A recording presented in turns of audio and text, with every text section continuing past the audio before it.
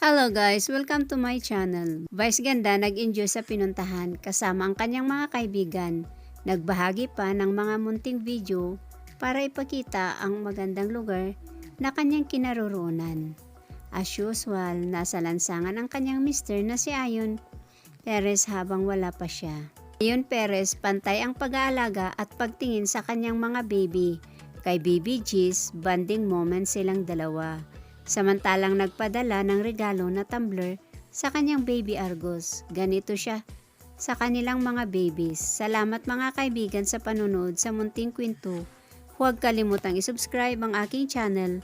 Kung di pa kayo nakakapag-subscribe sa Artista TV, subscribe na upang lagi kang updated sa mga paborito niyong mga celebrity.